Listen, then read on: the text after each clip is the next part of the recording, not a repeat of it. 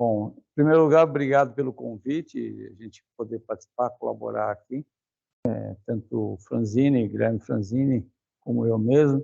A gente tem um grupo na Poli que vem estudando turbinas eólicas, particularmente na área offshore, há algum tempo já, inclusive com um projeto financiado pela Petrobras. Vocês estão estranhando aqui que tem o Alexandre Simos? Essa é uma apresentação que o Alexandre Simos fez na École Centrale de Nantes em outubro de 2022. Eu tinha convidado ele para fazer essa apresentação. Ele ia fazer online a apresentação, mas ele não pôde, está com questões de ordem pessoal lá, não pôde nem fazer essa apresentação. Me pediu que eu fizesse por ele. Tá, okay? Então, a apresentação é montada por ele. Vou tentar aqui dar esse overview. Okay? O Alexandre é professor associado do Departamento de Engenharia Naval e Oceânica.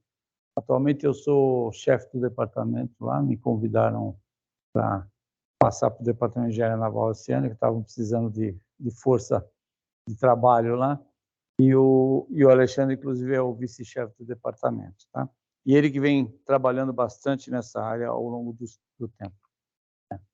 Dá para enxergar aqui ou não?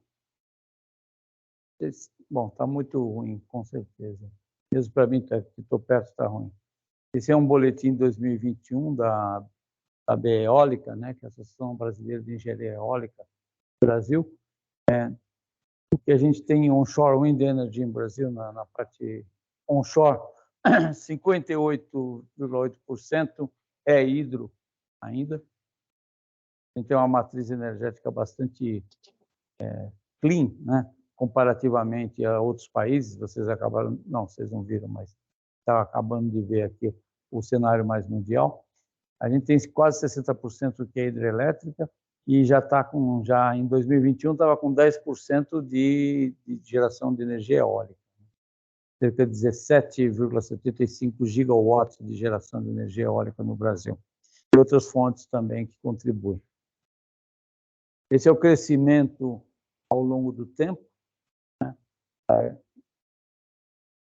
Aqui está muito difícil de ler aqui, inclusive mas é o crescimento que está mostrando que em 2021 se chegou a 17,5 gigawatts, um pouco mais do que isso, de geração de energia eólica onshore no Brasil. Tá? Do ponto de vista mundial também, agora dados de 2020, a China já estava com 278 gigawatts instalados em 2020. Estados Unidos com 122, né? A Alemanha seguia, a Índia, Espanha, França, Brasil, com esses 17,75 gigawatts. Depois vem o Reino Unido, Canadá e a Itália.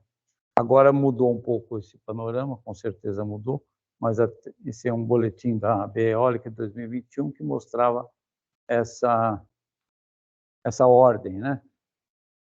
Em relação à capacidade instalada também, aqui por estado, e também por região do país, Sudeste, Sul, Norte e Nordeste, essencialmente, Centro-Oeste nem está citado aqui, né? O que se tem mais, obviamente, é no Nordeste, em particular Rio Grande do Norte, Bahia, Piauí e Ceará. Né? Veja que no Rio Grande do Norte, 221 fazendas eólicas, né? Com mais de 2.700 turbinas operando, e já na Bahia, 2.500 turbinas operando, Piauí superior a 1.000, Ceará superior a 1.000 também. Rio Grande do Sul aparece na sexta posição, 1, 2, 3, 4, quinta posição.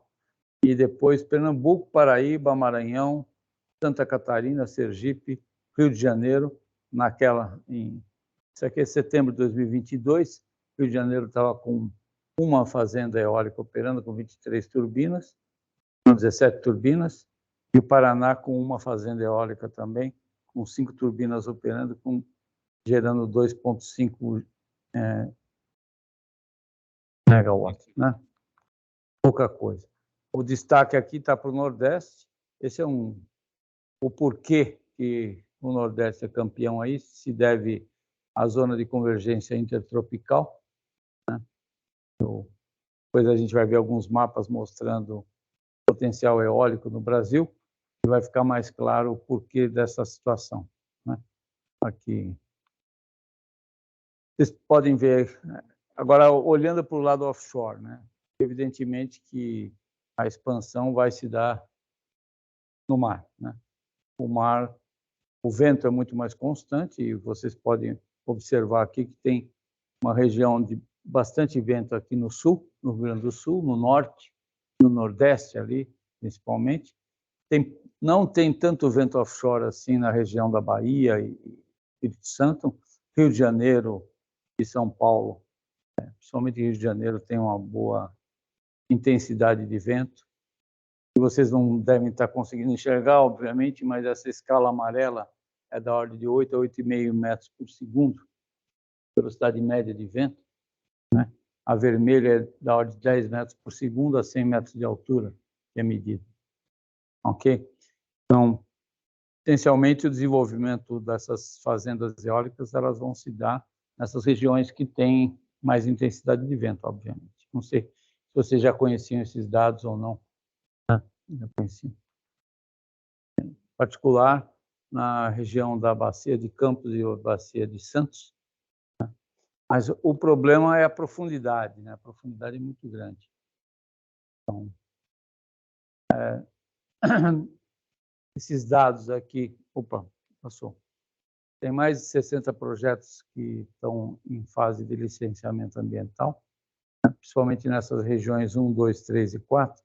Região 1 é a região do Ceará, a região 2 do Rio Grande do Norte, a região 3 fica ali no sudeste, e a região 4 no sul, né, no Rio Grande do Sul. Tem uma lista do que está se pensando em fazer nos próximos anos, aí, em termos de licenciamento ambiental, e as operadoras, as empresas que estão buscando as concessões, né, para poder operar, né? E aqui está para dar uma ideia de como está escalando efetivamente a evolução da demanda nesse licenciamento, né? Muito bem. Aí tem a questão da famosa limite de 50 metros de profundidade, quando a gente fala de offshore wind, né? De energia eólica offshore. Até 50 metros, a torre fixa, tranquilo operar. Acima de 50 metros começa a ficar economicamente muito mais custoso, tem que passar para flutuante. Então, você passa da engenharia civil para a engenharia naval, né, nessa faixa dos 50 metros. Engenharia naval e oceânica. Bom, agora vamos falar rapidamente também de alguns grupos e projetos que estão sendo desenvolvidos. Na USP, em particular na Politécnica, a gente tem esses colegas trabalhando em alguns projetos de floating offshore wind turbines, e naturalmente, indo para profundidades maiores, você tem que ir para o flutuante. Aí, o Guilherme Franzini vai falar sobre torres eólicas, né? Problema de interação com o solo, inclusive, né? E de vibrações. Mas quando você tem flutuantes, o problema é outro. E quando a profundidade é grande, aí você tem que ter essas plataformas, tem que estar amarradas, tem que estar fundeadas, tá certo? E aí está sujeitas a ondas, vento, obviamente vento e correnteza, e tudo isso interagindo entre si e estudar a dinâmica e otimizar o projeto do ponto de vista hidrostático, do ponto de vista de estabilidade, do ponto de vista do próprio gerador eólico, né, que tem suas limitações em termos de inclinação, em termos de operação, né, e os movimentos decorrentes. Eu vou falar um pouco num outro seminário que a gente vai dar, um movimento que é decorrente da correnteza, um movimento de baixa frequência. Okay? Então, esse grupo vem trabalhando em alguns projetos, em particular um projeto da Petrobras. Essas são algumas interações que os grupos têm aí com o pessoal do exterior e também do Brasil, mas em particular do exterior, tá? Só para ter uma ideia da abrangência do que está se pensando. A gente está crescendo no Brasil e o projeto de vocês é um exemplo disso, né? E aí a utilização de metabateriais, está certo? Como absorvedor de vibração das turbinas. Depois eu gostaria de entender uma série de aspectos disso, né? E aqui tem algum histórico de alguma coisa que foi feito ao longo desses últimos 10 anos. O Alexandre começou a trabalhar com esse tema em 2012, 2013, quando ele esteve lá na Politécnica de Madrid, e naquela época estava sendo projetado essa plataforma aqui da Acciona, né? Foi instalada e está em operação lá na Espanha, inclusive, né? E é uma investigação sobre forças de deriva devido à onda e correnteza. FOAT é o acrônimo para Floating Offshore Wind Turbine. Não sei quantos de vocês estão habituados com essa terminologia, né? Floating Offshore Wind Turbine. E, essencialmente, isso mostra uma das possíveis configurações de projeto. Essa é uma plataforma flutuante, semi-submersível, inspirada em plataformas de petróleo que fazem perfuração e exploração de óleo em grandes profundidades, mas ela tem diversos aspectos muito diferentes. Por exemplo, ela tem essas, aparentemente são patas, né, mas não são patas, essas grandes placas aí, são estruturas circulares, elas servem para amortecer justamente o movimento vertical, o movimento que a gente denomina movimento de heave, que é o movimento vertical associado a ondas, né? Então, mas ela está flutuando e está amarrada. Essa plataforma, se não me engano, tinha 3 linhas de amarração, ela é triangular, com uma torre central. Aqui, um estudo que foi feito em 2016 a 2019, um projeto de uma plataforma conceitual, ela não chegou a ser construída, conceitual, foi feito um verbo, inclusive, da Office of Naval Research Global, que tem aqui na América do Sul e no Brasil em particular, estudos de hidrodinâmica e de aerodinâmica, e também estudos, uma coisa que é muito importante quando a gente vai para grandes profundidades, que é o sistema de amarração, né? Aí a gente estava trabalhando com profundidades da ordem de, algumas profundidades da ordem de 800 metros, 300 metros, coisas desse tipo. Mais recentemente, em 2018, 2020, um projeto com o pessoal do Japão, com a Universidade de Tóquio, foi desenvolvido um projeto conceitual também, que foi testado, inclusive, não só lá no Japão, mas também no laboratório que a gente tem lá na USP. Esse é um laboratório de ondas que a gente tem na USP, um laboratório relativamente pequeno comparado com o Lab Oceano. O Lab Oceano tem 60 metros de comprimento, tem 40 metros de largura praticamente, tem 20 metros de profundidade, né? 25 metros de profundidade. Esse aqui tem 4 metros de profundidade e ele tem 14 por 14 só. A diferença entre os dois é que vocês estão vendo aqui, essa série de geradores de onda. Desculpa.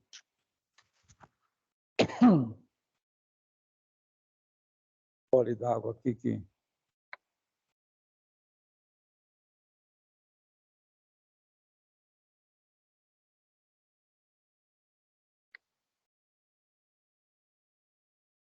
Essa série de geradores de onda que vocês estão vendo aí são flaps em amarelo, eles são sistemas controlados, mas eles não só geram ondas, como eles absorvem também ondas.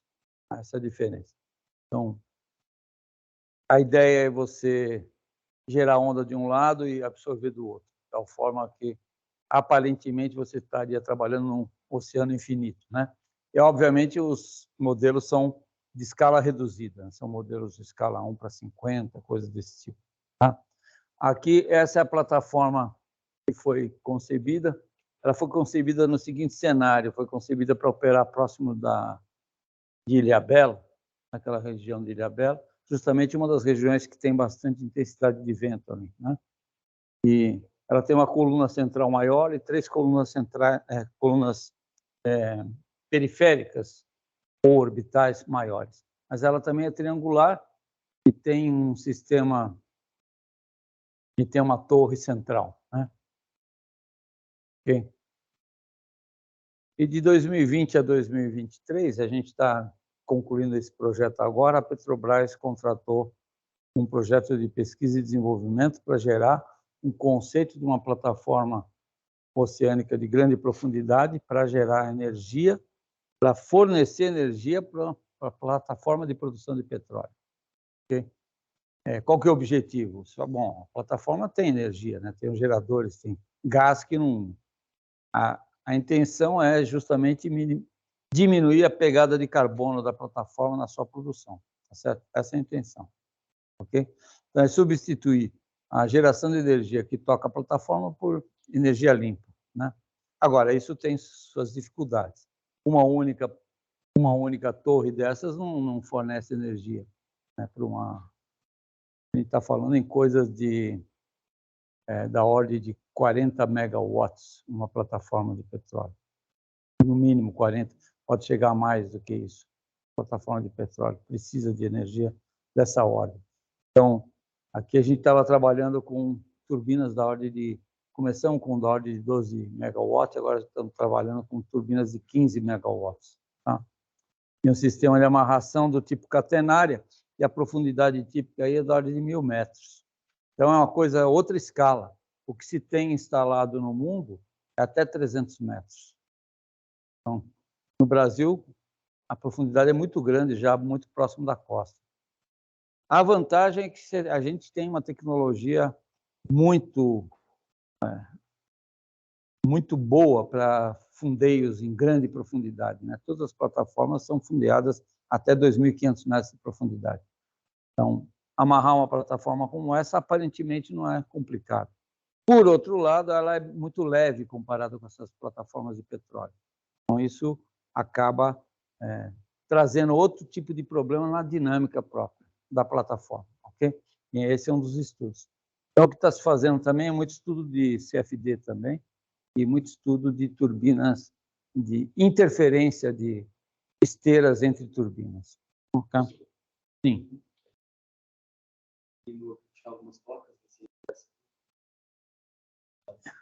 Esse é um ponto.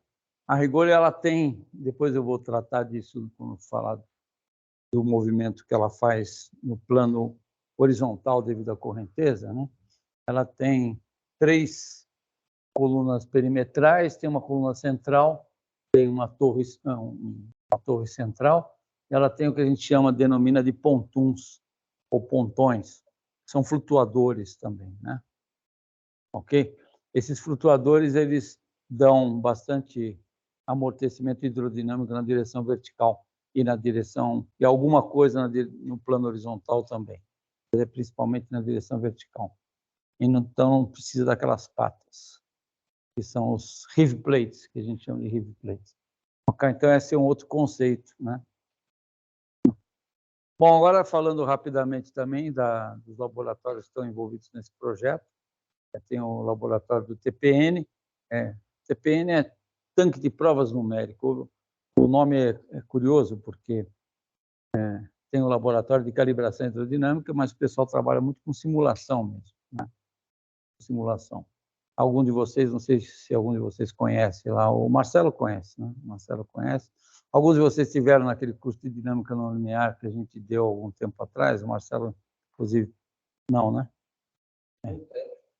Foi 2019, foi antes da pandemia, né? 4 anos, né?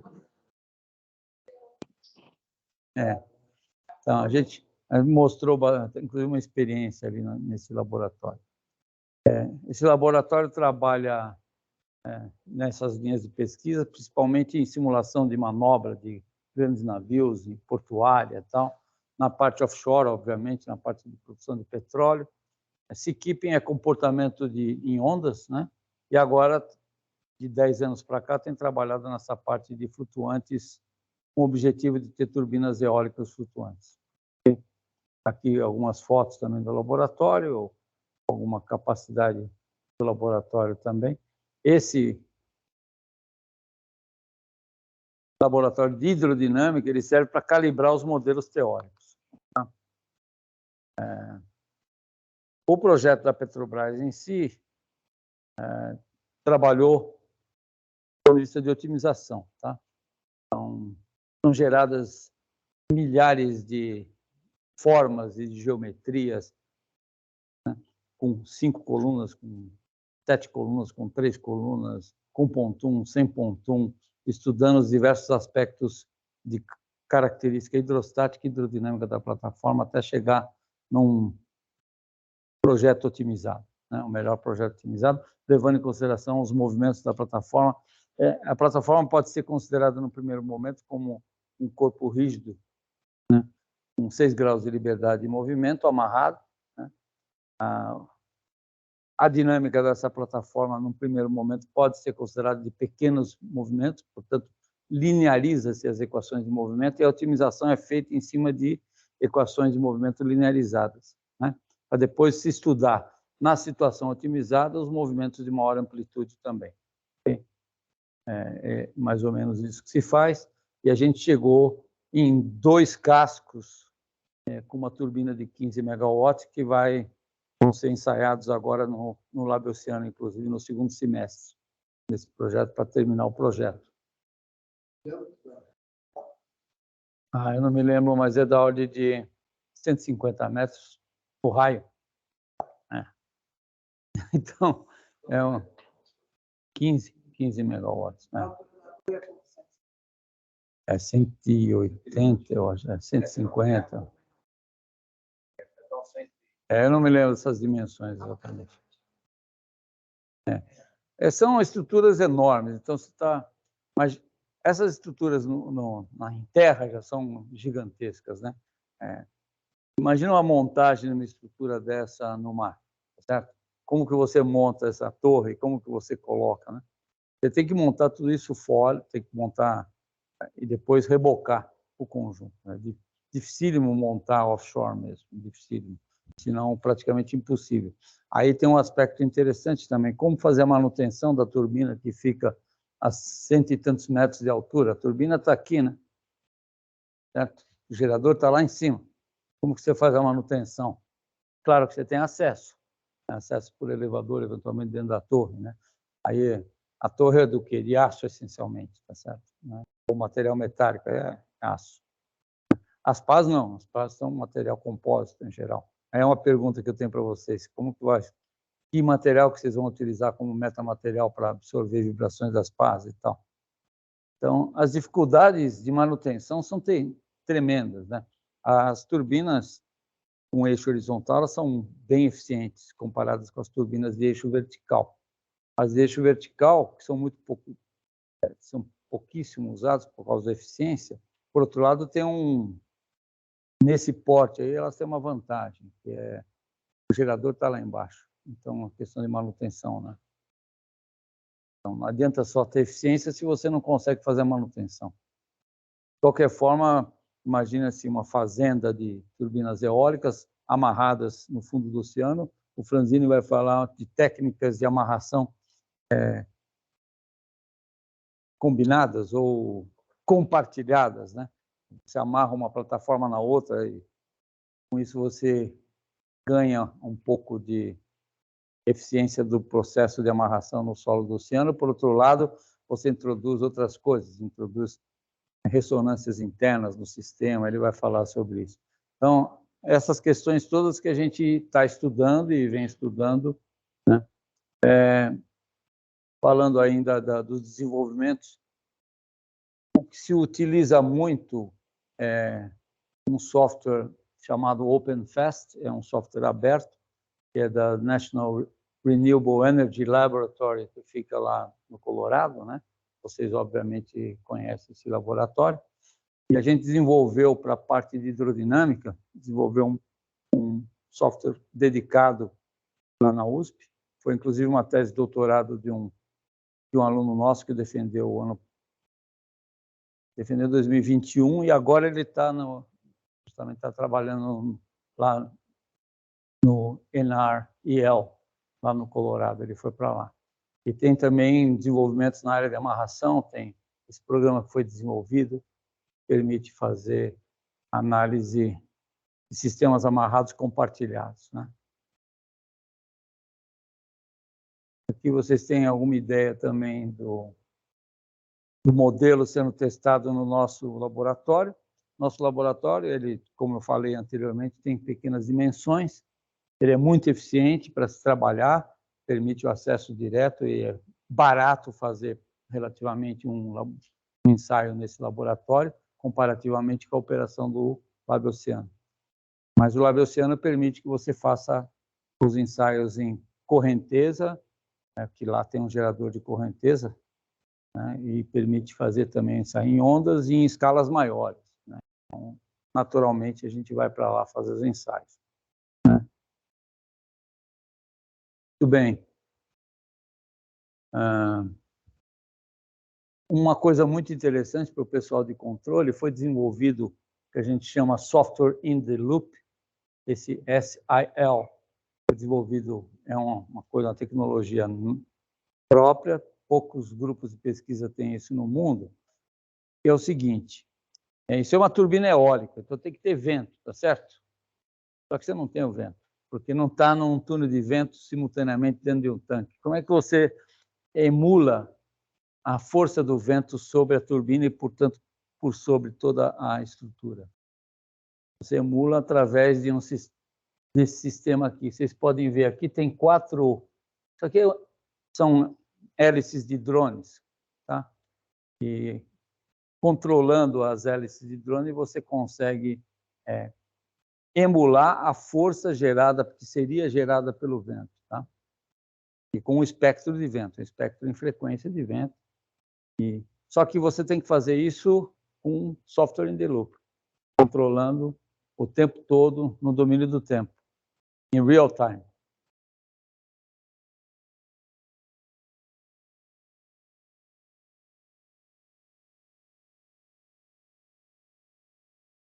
Não, isso foi desenvolvido totalmente lá no TPN, né? Foi desenvolvido... Não, in-house, foi tudo in-house. A parte de hardware, não. A parte de hardware, a boa parte tem que ser muito rápido.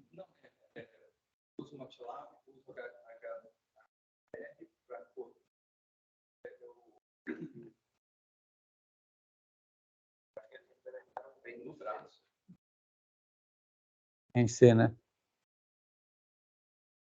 É porque tem que ser muito rápido, tem que ser real time, né? Então não dá para fazer no MATLAB. Você pode testar as rotinas, testar os algoritmos e tal, mas depois tem que verter tudo para C Sharp, alguma coisa assim. Eu não trabalhei nessa parte, eu não tenho os detalhes, não. Quem liderou isso daí foi o Pedro Cardoso, que trabalha nessa parte. Bom, só para outros tópicos de pesquisa lá do TPN são essas aí, que tem a ver com engenharia oceânica como um todo, né? Aí tem um outro laboratório que vem trabalhando em conjunto nesses projetos, que é o NDF. No NDF tem um canal de água circulante, né? E o Bruno Carmo, particularmente, vem desenvolvendo diversos modelos em CFD. Tá? Ele vai fazer a palestra de amanhã, ele vai mostrar isso daí. Ok. Aplicações também na parte de Wind Resource Assessment e tal, e particularmente o que vocês estão vendo aqui é um estudo que ele vem fazendo de interferência, de wake interference em fazendas eólicas, que obviamente no mar fica diferente, fica um pouco diferente também. Okay? Isso vem sendo desenvolvido também, né? A gente tem usado o túnel de vento do IPT, que tem um túnel de vento razoavelmente bom para essa faixa de velocidade de vento também, a gente tem utilizado, fazer uns experimentos, né?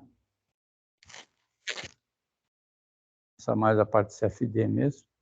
Tem o laboratório de interação fluido-estrutura, que a gente coordena lá, e a gente vem trabalhando em diversos aspectos da engenharia oceânica, interação fluido-estrutura, particularmente em vibração induzida por vórtices, bastante coisa. Também trabalhando na parte de mecânica estrutural, isso não tem a ver com wind turbines, não tem nada a ver, tem a ver com tubulações para transportar petróleo, risers e coisas desse tipo que a gente vem trabalhando. Agora, uma coisa muito importante para a geração de energia eólica offshore são os cabos, né? Cabos de potência, certo? Cabos de energia. Quando você liga uma fazenda, você tem que ligar os cabos entre si, ligar o cabo na FPSO, são cabos de altíssima, vocês estão vendo aqui, de 66 kV. Aí tem uma coisa curiosa e interessante, que é alguém aqui de engenharia elétrica de potência, tem uma barreira curiosa, porque que é justamente a barreira dos 66 kV. Esses cabos, você tem que ter uma blindagem, a blindagem tem que ser de chumbo, e o chumbo não resiste a esforços de forma alguma. E no mar você tem esforços não só estáticos, como dinâmicos, e muito grandes. E aí tem uma barreira tecnológica. O que fazer? Qual o material que substituirá o chumbo para permitir que você tenha cabos com mais de 66 kV? Né? Que é uma demanda da engenharia offshore, em particular de geração de energia eólica offshore. Essa é uma das demandas, e esse é um dos projetos que a gente vai desenvolver agora, esqueci de falar. Tem um grande projeto da Shell com a FAPESP, que é o Offshore Technology International Center, que é um CPE da FAPESP, e tem 20 projetos para serem desenvolvidos. Um dos projetos é justamente a tentativa de estudar alternativas de materiais para ultrapassar essa barreira dos 66 kV. Né? De qualquer forma, o que vocês estão vendo aqui é um diagrama simplificado dos dois flutuantes ligados entre si por um cabo umbilical. A gente chama de umbilical, mas é o cabo de potência, né? Vocês estão vendo aqui, tem uma região flutuada, né? A gente chama de cabo em configuração W, tem que ser flutuado, ele chega no fundo, né? Não vale a pena chegar no fundo. E a otimização desses parâmetros geométricos também tem que levar em consideração o carregamento dinâmico dos cabos sofrido em função do movimento dos flutuantes nas duas pontas e da correnteza que age sobre o cabo também, e eventualmente de onda. O efeito da onda sobre o cabo é muito pequeno, mas o efeito da correnteza pode ser relevante também. Tudo isso tem que ser levado em consideração na hora de dimensionar o cabo do ponto de vista mecânico, do ponto de vista estrutural. Bom, isso aí o Franzini vai falar bastante também sobre o mooring compartilhado, né, a amarração compartilhada, e os diagramas que a gente consegue fazer em termos de períodos naturais, em função da estrutura, da topologia do sistema. Né? Tem também um laboratório de integração de sistemas energéticos que vem trabalhando. O Renato Monaro vai falar amanhã sobre, acho que o seminário que ele vai fazer é sobre estado da arte em sistemas de controle de aerogeradores. Né? E o pessoal que vem trabalhando nisso, em particular para a Petrobras, para a FPSOs, e agora também trabalhando nesse projeto que eu estou citando aqui, que termina no final desse ano. Bom, essencialmente, esse é o panorama que eu queria mostrar para vocês, é uma coisa bastante rápida, e aquilo que a gente vem fazendo também de uma forma bastante rápida. O que vem adiante, não sei, né? Tem desdobramentos mil, e uma possibilidade é a colaboração com o pessoal daqui, o pessoal do Rio, já está acontecendo essa colaboração, e outros grupos aí do país, né? Que isso tende a crescer, né? A engenharia wind offshore vai crescer terrivelmente, com certeza, né? O investimento vai ser enorme e a gente tem que estar preparado, não só do ponto de vista de pesquisa e desenvolvimento, mas do ponto de vista de formação de alunos, né? Que vão estar trabalhando no futuro mais do que próximo, aí, nos próximos 10 anos, isso aí vai ser uma indústria fortíssima, né? Espero. Tudo indica que, né, isso vai